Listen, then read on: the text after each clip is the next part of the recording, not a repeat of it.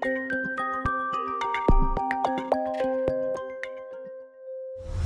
hello everybody, I think we can start now. There are still some people coming in, but yeah, my name is Hannah Schmid-Petri. I'm Professor of Science Communication at the University of Passau, and it's my great honor to welcome Philip Leifeld in our lecture today. Since 2019, Philip Leifeld is Chair of Comparative Politics in the Department of Government at the University of Essex, and previously he was the Chair of Research Methods. And in my perception, these two positions reflect very nicely the two main research foci of Professor Leifeld, because on the one hand, Philip Leifeld has a background in political science and public policy. And on the other hand, he also focuses on methodological challenges and innovations, especially in the field of network science and the study and analysis of political networks. So he's especially known and internationally recognized for his work around the analysis of political networks and has extensively published in the top journals of political science. To be able to analyze those networks, he created and developed an own software package called the Discourse Network Analyzer, which is widely used by scholars all over the world. And I think he will present us some parts of this software today as well. So the title of the presentation today is Policy Networks, Discourse Networks, and the Regulation of Digital Platforms. So Philip Leifeld will present us some research strategies and ideas how we can study these policy networks in the context of the public debates around the regulation of digital platform ecosystems. But before we start, I have some organizational remarks. As always, I think we do the presentation first, and afterwards we have enough time for the Q&A session and the discussion with all participants. And as always, the presentation is recorded, but we stop the recording after Professor Leifeld has finished with his presentation, so the Q&A session will not be recorded anymore. You can type your question either in the Q&A tool of Zoom or in the chat. Of course, it is also possible that you pose your question directly by yourself, and I would be very happy if you would do that, because sometimes I think it's easier when you can explain the context of your question by yourself. So in the case you want to pose a question by yourself, please just raise your hand via the button in Zoom, and then we can unmute your microphone. Yeah, Philip, I'm very happy to have you here in our lecture today. And I'm very much looking forward to your presentation. So the floor is yours. Yeah, thank you very much, Hannah. Thanks for the nice words and introduction. Yeah, so as you said correctly, I'm a political scientist, so slightly different topic this time. I am going to show you some methods, and I will also give you some examples on how to analyze policy networks and discourse networks in the domain of platform regulation. So I'm going to share my screen. Just give me just 1 second here. All right. So policy networks, discourse networks, and the regulation of digital platforms. I am going to try to convince you that policy networks are important in the regulation of digital platforms. And I'm going to show you how to do this. And so first I should tell you a little bit about the kind of classic way in which regulation and policy making is analyzed. So you basically all know this. How are policies made? Well, in most countries, legislation is initiated by the first or the second parliamentary chamber or by the government, followed by readings in the parliament and the chambers. So you can see the Bundestag and Bundesrat here in the German case. And yeah, the public determines through elections who participates in this. And additionally, in addition to legislation, the government or government bodies or agencies can also do regulation on top of that. So this is more like an administrative act kind of way. So the executive. Now, so you can see the cabinet down here on that picture. Now, the thing is, this is the kind of formal institutional way in which regulation is made. But in reality, a variety of organized interests really try to influence policymaking as well at all sorts of levels. So we need to take that into account as well. And that's where policy networks come in. And so, yeah, in the regulation of digital platforms, this means we need to look at also a lot of additional actors like industry associations, for example. So I put some logos, some pictures here, which may be representative, but there may be many others. So industry associations, trade unions, privacy and consumer and digital rights groups, globalization critics, maybe ATTAC, for example, but also, for example, medical professional and patients associations, and all the different kind of societal interests that are impacted by digital platforms and their regulation. Also, perhaps academic interest groups, supranational organizations when this touches upon, for example, European legislation, and many more. So it's basically hundreds of groups that represent different kinds of societal interests that we need to take into account in policymaking. Yeah, so these organizations, they form policy networks with legislators, with government agencies, and with scientific bodies in order to be more effective and influence the policies that come out of this or the regulation that comes out of this. So how do policy networks operate then? So you can see some examples of policy networks here, and you can see they actually look very different, right? So you can see up here the first picture, that is a network of political actors. So some of those actors I was mentioning on the previous slide, but also policy forums. So policy forums would be intermediary organizations. So for example, associations or peak associations or all sorts of membership associations that they then create in order to kind of work together. And so policy networks do a variety of things to coordinate their efforts. For example, they exchange technical information, they exchange strategic information, they organize roundtables, exhibitions, and other activities. They establish those policy forums, which we can then measure as part of a policy network, as you can see here on that diagram. They also engage in lobbying and in campaign donations, and they also very prominently try to influence public discourse. Yeah, so you could see that when you read the newspaper or on social media or anywhere else. They say what they would like to see implemented, why it's important, present their arguments, present their frames. That's what you could call this, framing. Yeah, so they present things in a certain way so that they can influence public opinion and policymaking using these things. And these different activities, they form different layers of the policy network. So you could actually say there's not just one policy network. It's not just political actors as the nodes in the network, and then the connections between them are, let's say, information exchange. No, it's actually the case that we have multiple layers of that network. So the nodes are usually the same. We've got those political actors, including those associations and firms and legislators and so on and so forth. But they have very different ties to each other. And what we need to do is take into account those different kinds of layers and ties together as a complex multi-layer system. So what you see here in the middle is just an illustration of a multi-layer policy network or multi-layer network in general. So you can see those organizations as nodes. You can see the ties between them. Let's say on the first level, this could be information exchange. On the second level, this could be, I don't know, meeting each other and having formal sort of activities together, roundtables or something like that. Another level could be join policy forums and their participation. And yet another one could be how different actors agree on different policy stances or frames or policy beliefs. And you will see that these different layers then have very different topologies or structures. So on one layer, you will see that this is more centralized, meaning that a couple of or a few key players are in the middle, and then this is like a core periphery structure where some important players are in the middle, and then it kind of flattens out to the periphery of the network. And then maybe on other layers, you will find that there are actually coalitions. So we call them advocacy coalitions in the study of policy processes. An advocacy coalition would be a collection of actors inside that network layer or across layers even.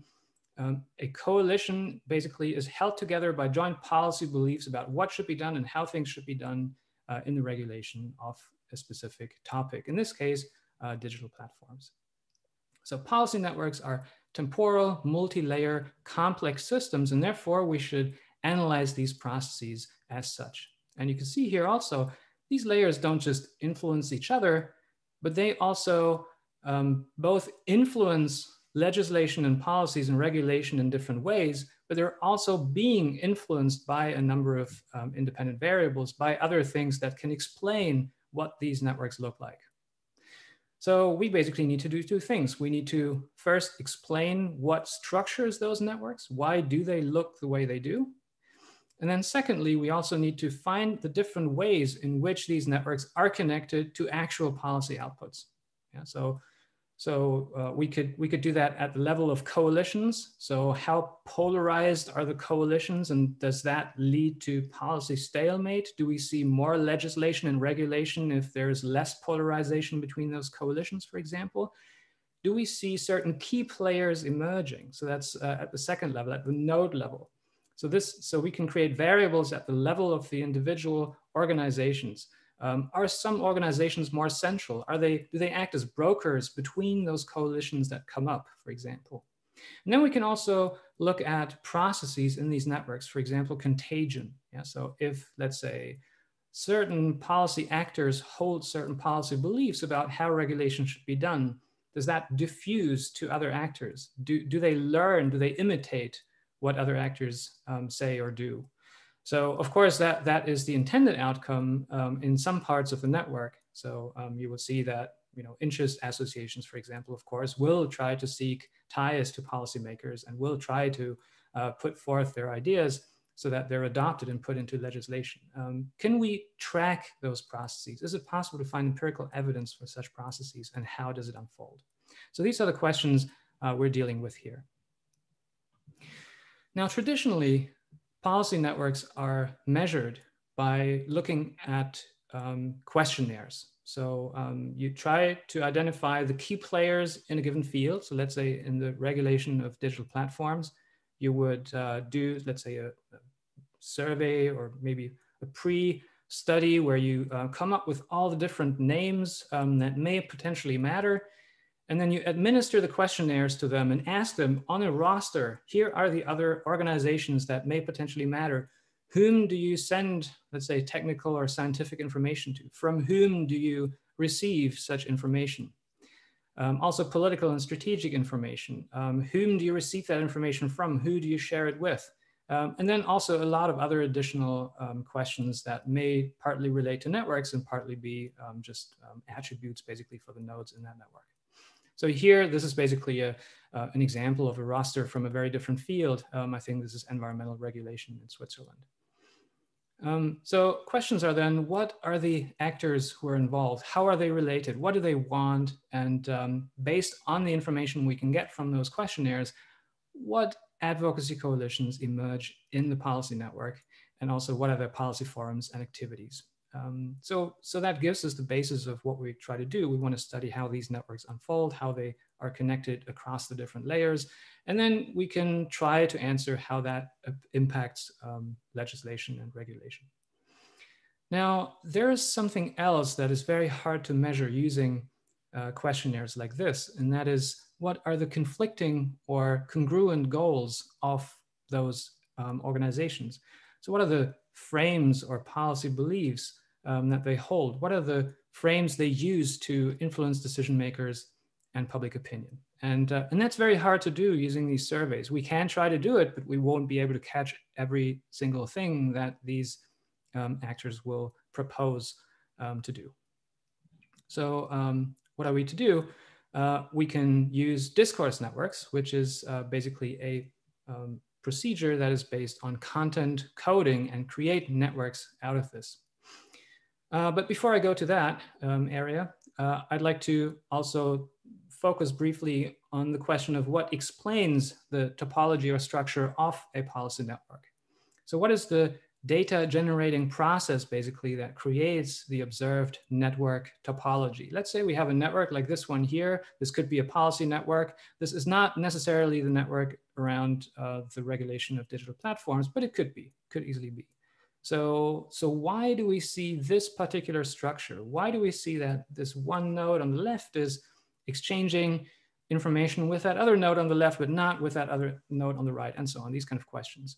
Now we could run a statistical model, and we could try to include variables that explain why any tie exists between any two organizations, or why a tie does not exist between these organizations. But the problem then is that we would be violating statistical assumptions. In particular, we would assume, by applying a regression model, for example, we would assume that these observations, these different ties or non-ties in the network would be independent of each other. We would assume that these observations would be independently sampled from an underlying population of ties or non-ties between any two actors. And that is clearly not given because it is a network.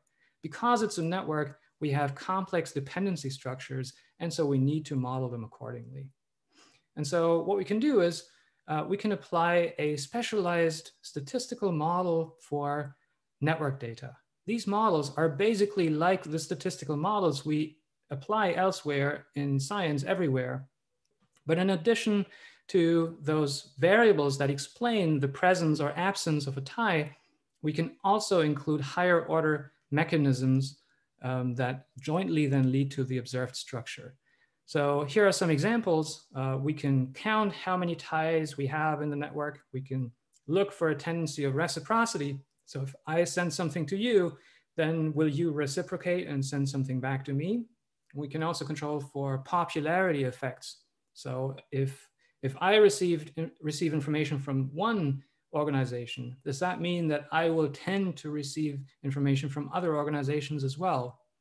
We can look at force cycles. So the tendency of node I sending something to node J, J to K, K to L, and L back to I, but there are no intermediate or intermittent ties present in the network. We can also look at two paths. So if I said something to J, then J sends something to K, but there's no direct path between I and K. Or we can say, well, if there is an indirect path, so let's say a two path, then this will be closed directly by a tie from I to K. And then we can also include covariates, meaning additional variables that explain, so exogenous information that explains whether a tie exists or not. So this is basically a generalization of statistical models specifically for the purpose of modeling network data. And we can apply this also to policy networks. And I'm gonna give you an example here. So this is from a very different field, but in one of my publications, I was looking at the regulation of toxic chemicals. Yeah? So slightly different area, but the ideas might be actually quite similar. So the idea is that basically all those organizations want as many connections to other actors as possible in order to talk strategy, but their resources are limited. So those actors can only maintain connections to so many actors, and they have to make choices, and they have to find ways in which they can basically buy those connections in a cheaper way. Yeah? So political actors do that by responding to certain incentives. They take shortcuts. So for example, they would connect to other actors through policy forums and committees that they attend anyway. So they use this as an opportunity to buy cheap contacts. They rely on third parties to recommend them good contacts. They find strategic allies among those they already exchange other kinds of information with, and so on and so forth. So you can test these ideas then in such a network model, in, let's say, we call this an exponential random graph model, and then you get something that looks like this. So you can see all these different network statistics, network effects, but also so this is a combination of other exogenous variables and those endogenous network statistics like reciprocity and edgewise shared partners that you saw on the previous slide. And we can basically estimate this together, and we get a sense of which variables have an impact on the structure of the network, on whether basically at the micro level any two organizations exchange information or not. And you can see that this theory is pretty much confirmed here in that statistical model. You can see that other kinds of information have an impact on the focal information. We can see that common policy forums are a way to establish new contacts, and a few other things. So that's just an example of what we can do to explain the structure of policy networks.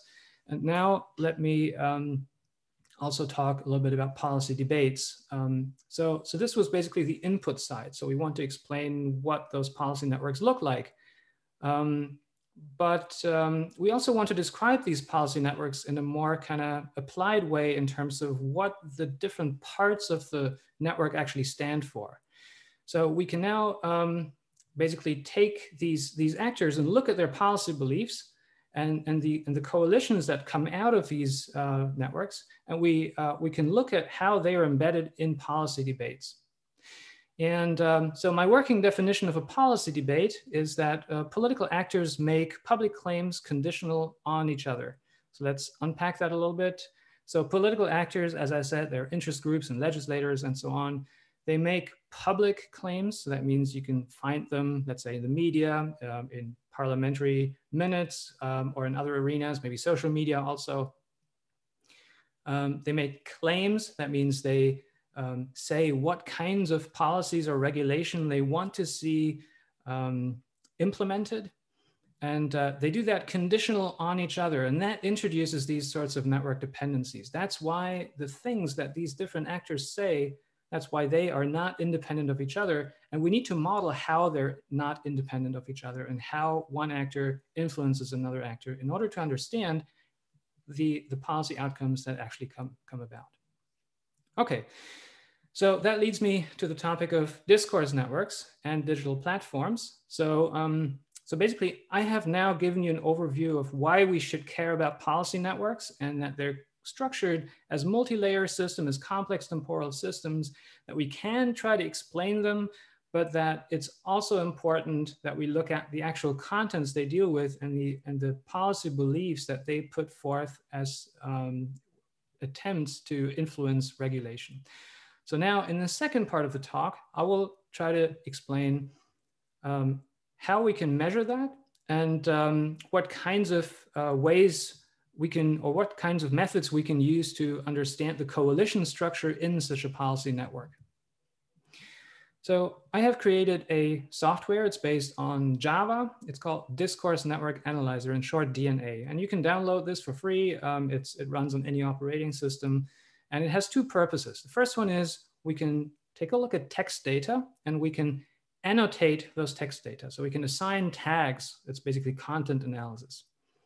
And what we do there is we assign tags about what those actors say that should be done about regulation. Yeah? So we assign those tags to the text data. And then the second task, or the second purpose, is to take these data and convert them into networks so that we can then use that as an additional layer of the policy network and analyze it together with the information exchange and other kinds of relations. So here you can see a screenshot of the main window. So this is the DNA coding window. And you can see here in the middle of the diagram, in the middle of the screenshot, some text. So this is, for example, it's a very different policy debate. This is about the regulation of unhealthy commodities, in this case, the minimum unit pricing policy in the United Kingdom for alcohol. So a very different example, but similar principles should apply. So you can see here, this is a newspaper article. And up here in that table, you can see the collection of all the newspaper articles across, I don't know how many newspapers in the UK on that topic that I was studying here. So we could easily apply this to digital platform regulation and basically look at all the newspaper articles or other sorts of documents where we can find statements about what actors would like to do in terms of regulation and policymaking. And then you can see these yellow text portions here, and also here, this blue one, that's just a highlighted text portion. These are so-called statements. So a statement is a text portion where an actor makes a proposition, so a claim or says how things should be regulated.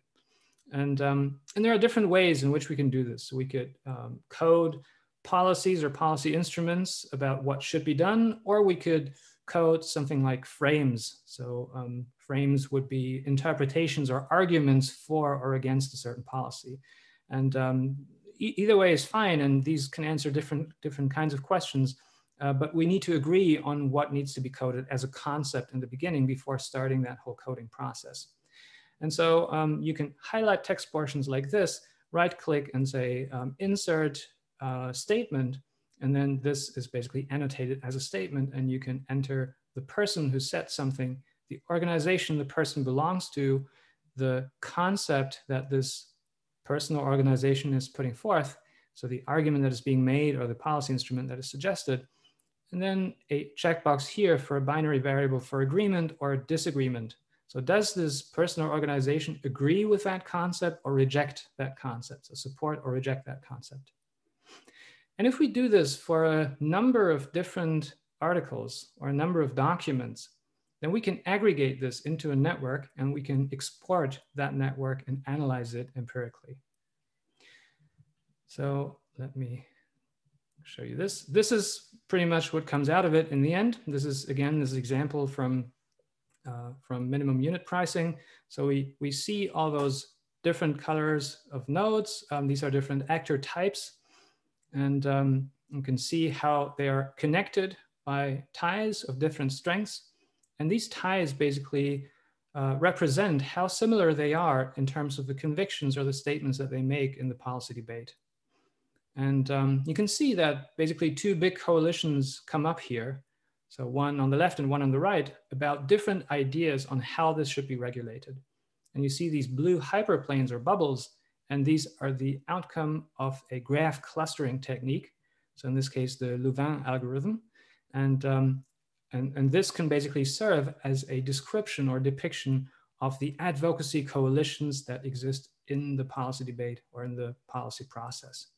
So I'm suggesting that something like this can be done about digital platform regulation. And I would be eager to see what kinds of coalitions would come out of this if they would be basically centering around very different parts of the debate, or if there would be a direct conflict between different actors on how to regulate this. So once you have coded all these things, you can then export this as a network. And as you can see here in this network export screenshot, there are a lot of different ways in which those networks can be designed. So a lot of variables that you can use to determine what kind of network is exported. And I'm going to talk a little bit about what kinds of networks can be exported in a second. So in the application of digital platform regulation, what could be interesting policy instruments that we could code in that way? So I have two slides about this. This slide here talks about policy instruments, and then the next one is talking about different arguments or frames. As I said, there are different ways in which concepts can be coded. So here I'm suggesting a number of different policy instruments, and this is not exhaustive, but you can see already that this is touching upon a number of different aspects or areas of the problem. So this is about consumer protection first and foremost. Yeah? Require tracking reminders could be one thing that actors say. We should do this, or we should not do this. Anonymization, ability to correct information, transparency, consent, opt-out options. So these are different things that could be put into policy. From competition law, assess intermediation power of platforms. Punish self-preferencing of platforms, punish firms' attempts to block the portability of user data, taxation, various kinds of taxation issues. So that's basically a second area, but it's more than this. It's also touching upon very different other areas of societal interest. For example, workers' rights. Yeah? So various protections for digital workers, Uber drivers, and so on and so forth. Protect intellectual property of digital workers better, for example. But this could also be about internet governance. So protect the digital economy by making internet traffic routes more resilient to outages, for example. Yeah? It could even be about environmental protection. So we could see possibly that environmental interest groups are drawn into this. For example, reduce the CO2 footprint by restricting deliverers geographically.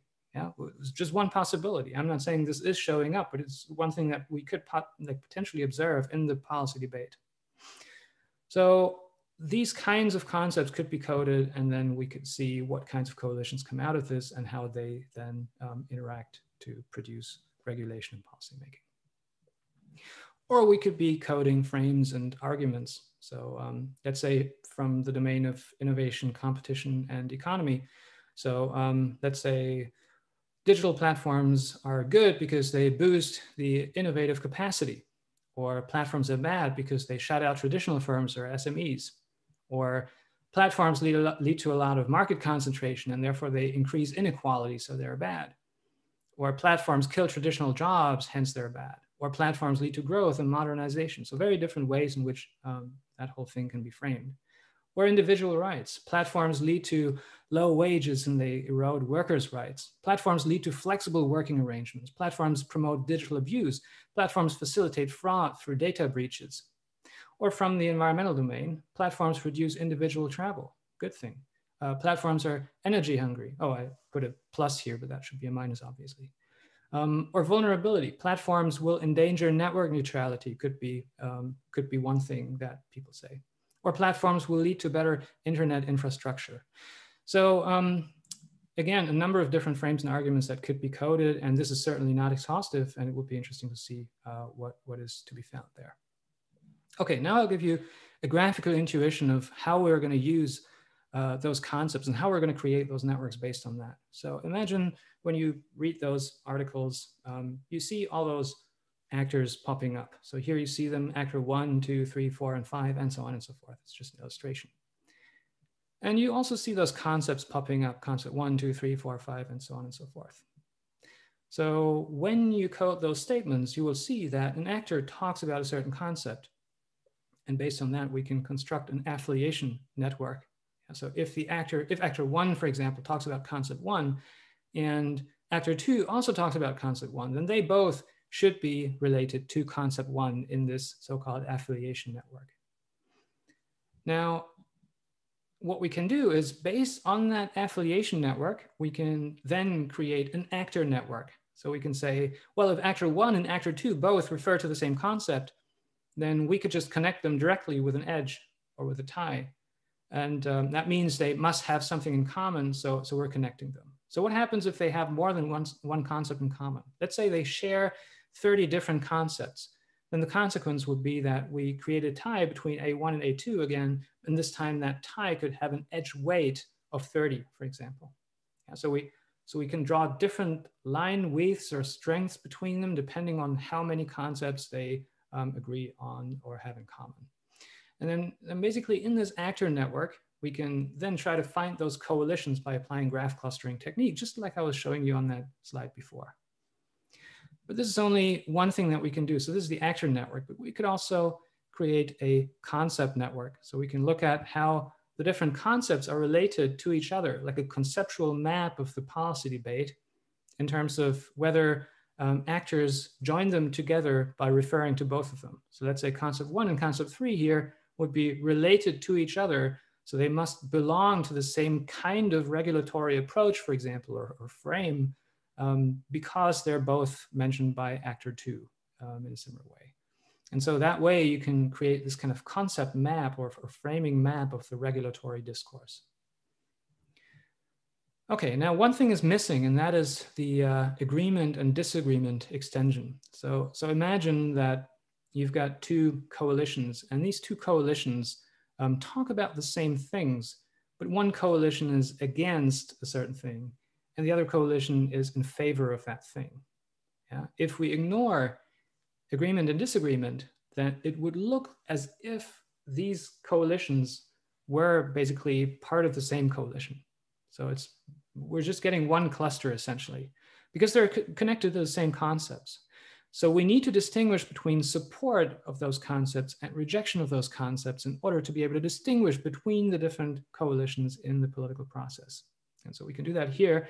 So on the left, you can see a congruence network, and on the right, you can see a conflict network. So this is just a very, very small excerpt from each of those networks, obviously. So on the left, you can see, this is what I call a congruence network. You can see that actor 1 and actor 2 should be connected only if both of them have a positive relation to concept 1, or they should be connected if they both have a negative relation to concept 1. But we can also create a conflict network. So a conflict network would be basically the opposite. So actor 1 supports concept 1 and actor 2 rejects concept 1, or vice versa. So this would induce a conflict between those two actors. And so this is also something interesting that we could be looking at. All right, so now that we've done this, so this is just another example. This time, this is about the design of the German pension system, another regulatory problem or policy problem. This is half a year of newspaper coverage about that problem in Germany. And this is something that would typically come out of this. So we see all those parties in the middle, CDU, SPD, FDP, and so on and so forth.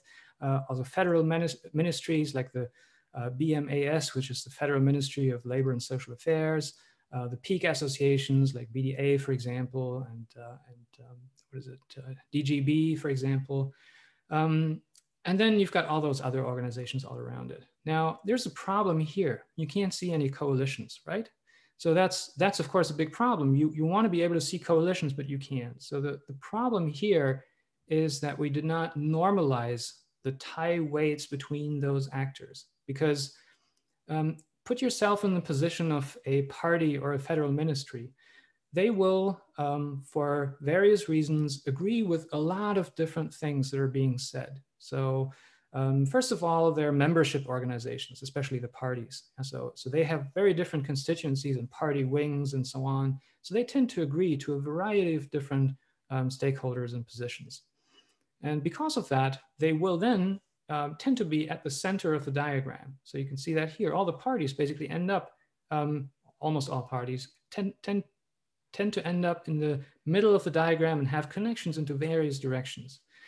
Now, that is predominantly because they're so diverse in terms of opinions and because they're so mediagenic. So they basically have something to say about pretty much everything that is relevant to the regulation of this.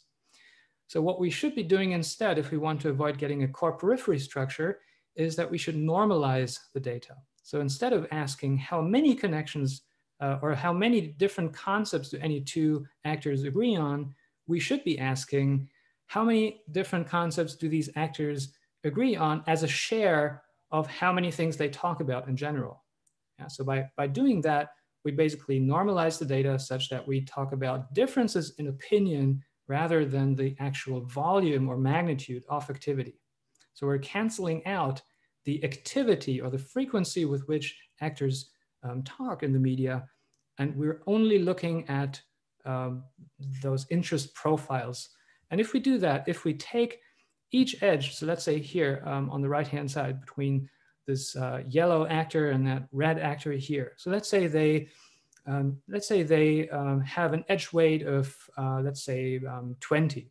Yeah, so they have 20 different concepts in common. Then we need to look at how many concepts are mentioned by that yellow node and how many are mentioned by that red node. We add these together and we divide those 20 or whatever that edge weight is by that sum of different concepts they talk about. If we do that, if we do this simple transformation with this network here, then we suddenly get something like this. And you can see here that we suddenly see very different coalitions in the political process. So we can see that coalition here on the left, then one on the right, and then another one down there where it's not clear if it belongs to that coalition on the right or not. So that's a normalized discourse network. Okay, so that's basically how we do this. And now I'm going to give you two examples of applying this kind of framework to two different regulatory problems. The first one is pension financing and demographic change, which I just already used in this normalization example. And then that second example I'm going to use is going to be software patents. So the introduction of software patents at the European level, which was discussed up to 2005, which is probably a little bit closer to the topic of platform regulation. So, all right, let's first talk about pension politics. So there was a major policy change in 2001. That was the Riester reform. There was basically agreement on the need for a reform, but the direction was unclear. So it was clear that the pension system was not sustainable anymore, that something needed to be done to put this on a more sustainable basis. But a lot of different actors had very different ideas on how to regulate this and how to redesign the pension system. So some people suggested fertility-related measures. So for example, we should tie the pension level to the number of children people have produced.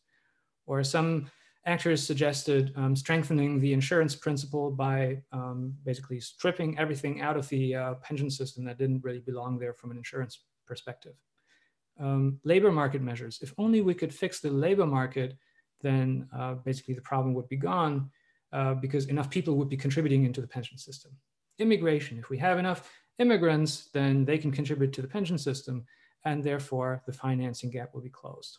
Or a transition to a capital cover system, meaning that we basically privatize the pension system so that we basically push that problem into the future, and we can use interest that is earned in the meantime to finance this. So basically, what we see here is a number of different possible solutions about tackling this problem, and there was consensus that something needed to be done, but there was no consensus on how. And up to the early 1990s, we saw what the literature called a pension consensus. So basically everybody was discussing the same things. But then in the 90s, at some point, this broke up, and you can actually see multiple coalitions emerging. And yeah, so I'm suggesting that we should do something like this also in the potentially changing problem of digital platforms, to see how that process went about, since there has been a bit of regulation or legislation in the past. So yeah, these are just some possible solutions. I'm not going to talk about this anymore. So in this particular case, I was looking at Frankfurter Allgemeine Zeitung. I could have looked at other newspapers as well, but this was kind of the first kind of study in this with this method that I was conducting. So I wanted to be more complete rather than branching out into different sources. So I coded 1,879 articles, so newspaper articles, with a total of more than 7,000 statements by political actors between 1993 and 2001, up to that day when that law was adopted in the parliament. So these statements were made by 461 individuals from 246 organizations. And I would expect something like this also in digital platform regulation. I coded 68 policy instruments or solution concepts. So these things that I was just presenting already. And I could find 20 of these solution concepts or policy instrument claims by looking into the economic literature on the topic. So basically I read just all the literature available, written ever by any economist on how to design a pension system. And I extracted 20 different principles or claims that could be applied to policymaking. And then I started coding, but I soon noticed that actually political actors were suggesting, they were very creative and suggesting very new and innovative ways in which this problem should be addressed. And so I had to add 48 additional concepts to that process. Okay. So you can see over the years, there was always some activity. It's not like it was kind of going up and down. There was a little bit more activity in the debate. So this is the number of statements closer to the end of the 1990s, but it's not like it was all concentrated in this area. There was an election campaign in between here, which is highlighted in green. And yeah, then there's another thing that I need to talk about here in terms of how we analyze those networks. So let's say we look at all the actors that are involved in the pension policy debate or in any policy debate. And then what we see is if we look at this normalized congruence network, we can basically see a lot of information, and that really clouds our judgment of what we see in the network. So what we can do is apply a threshold value and only retain those edges or those ties in the network that are very intense. So here, for example, I retained only those edges that have a value larger than 0.8, so pretty intense agreement. And we can see in this particular example, there was this coalition down here. So these are basically political parties plus the peak associations in yellow from the industry side or employer side, and two peak associations on the trade union side. So this is a classic kind of corporatist model, basically. Now we can here see a lot of these blue nodes together with those yellow nodes. As I said, those yellow nodes are industry associations and partly firms and employers associations. But these blue nodes that you can see here, they are basically banks and insurance companies and the finance industry and their associations. And so you can see that they aligned pretty well in terms of what they wanted in the debate. And now what we can do is we can change that threshold value from this extreme cutoff to something that admits more complexity. And so you can see how this coalition here grows. So this is basically the coalition that was regulating things in the past decades, you can say. And this is basically the challenging coalition. These are the finance interests together with employers and industry interests. And then some other employers up here as well. And then if we admit more complexity, you can see how this whole thing grows and how these two coalitions, these two big coalitions, are then joined together at some point because there is some overlap. And if you admit even more complexity, now going down to 0.45, you can really see how things start to grow together. So it's not like they're completely isolated or disconnected. There is a little bit of overlap if you look closely. And then, and there's more than this one cleavage line here. It's not just all about privatization. So it's not just banks and insurance companies that want to sell insurance products and privatize pensions or something like these blue nodes here versus having a pay-as-you-go pension system. So basically the system that we had before, which is the public pension system, which you can see here on the right. No, it's also basically orthogonally, you can also see these red nodes up here, which are social interest groups and trade unions, and down here, those employers associations. So there's basically that corporatist cleavage line plus that industry versus public pension system cleavage line.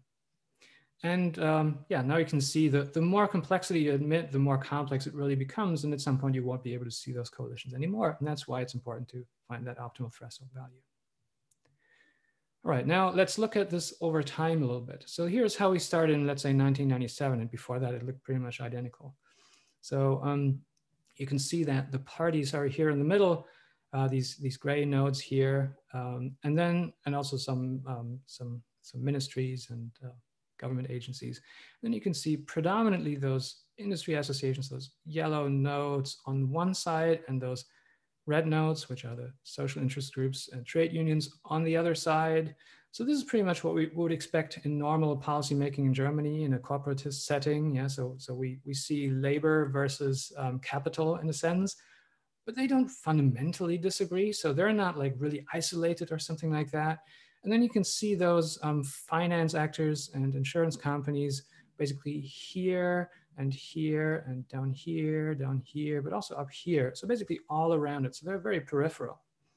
Now, if we go to 1998, you can already see that there's a lot of polarization going on, and you can see how this is really drifting apart. So this new coalition is suddenly showing up, probably encouraged by the looming election of Gerhard Schröder, who was very close actually to the finance and insurance industry. And you can really see this this split up into these two camps, that previously dominant coalition and that new coalition. And then I'm going to skip 1999, and then in 2000 you can see that it's actually getting really polarized here. So you can see two things here. One is that it's getting really polarized with those clusters or coalitions. And then the other thing is that you can see how some key actors from that previously dominant coalition left their coalition and joined the political opponent. So you can see, for example, BFA here. You can see the finance ministry. You can see the Social Security Council, the Ministry of Economics and Trade.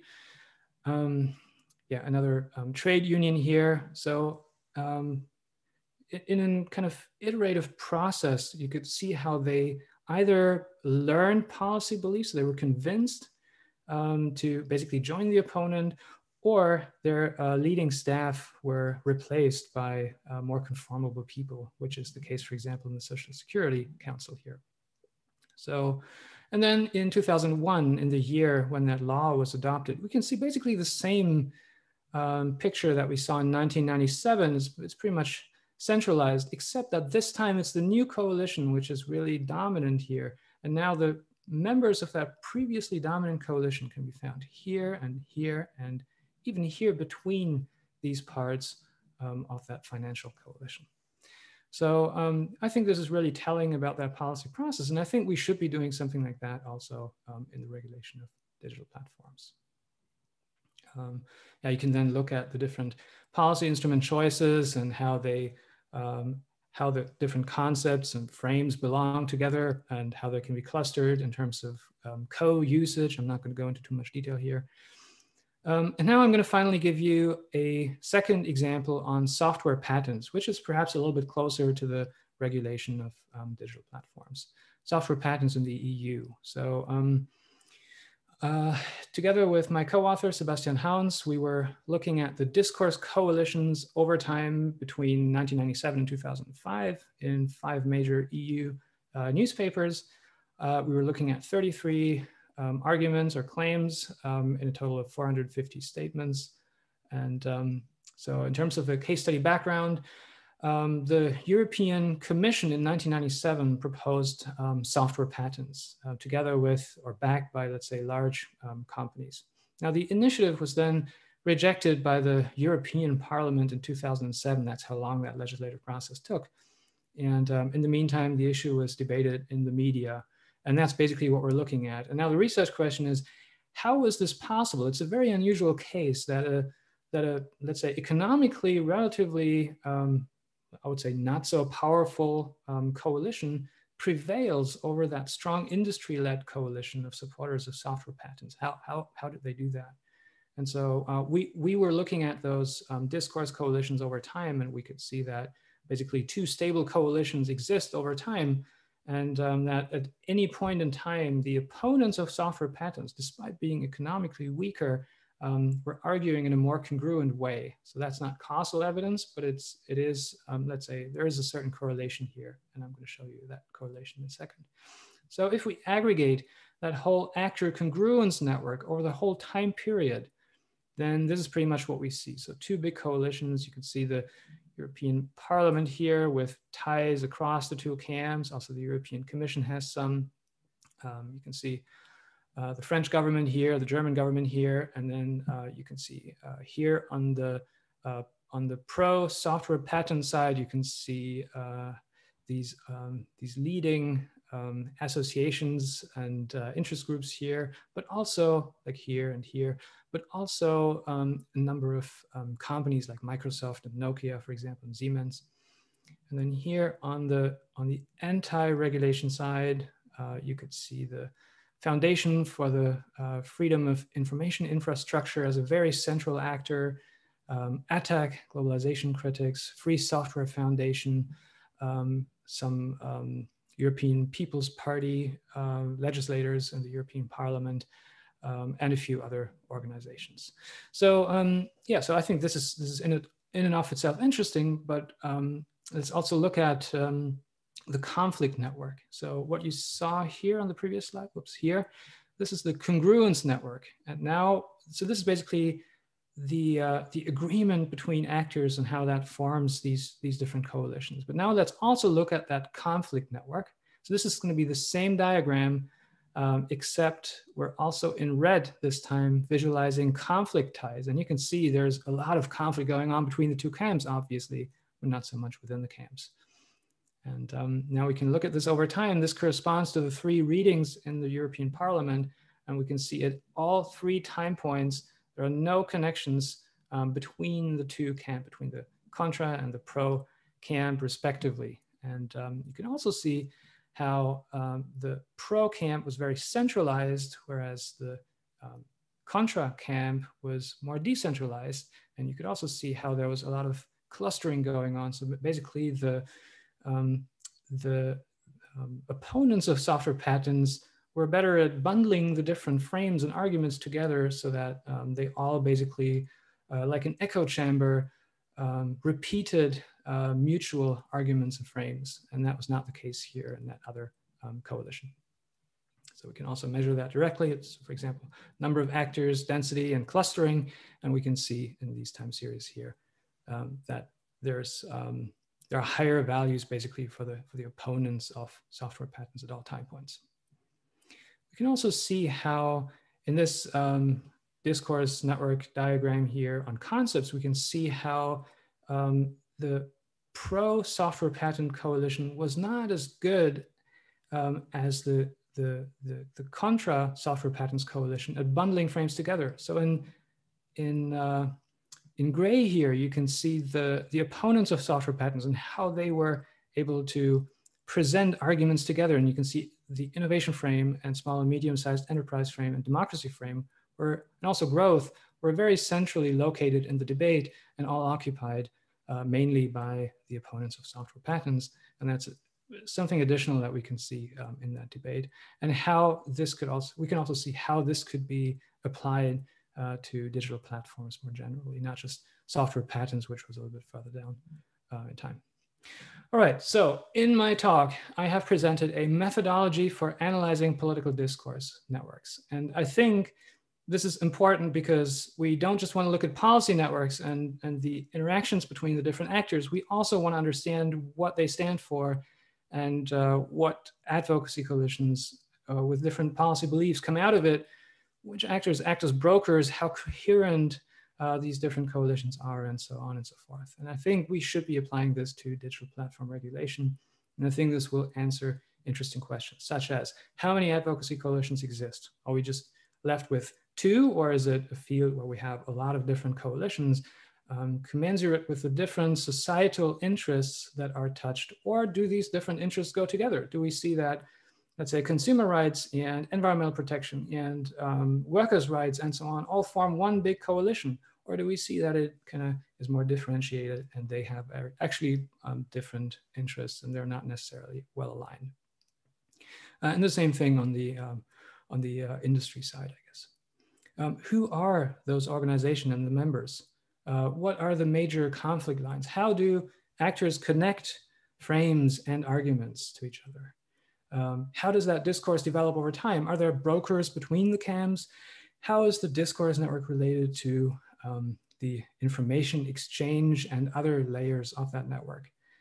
Is there a link between network features and policy outcomes? Can we establish that? And how do the networks differ across different countries and institutional contexts? So I think these are topics that need to be studied, and I think these methods will be good for this. All right, thank you very much.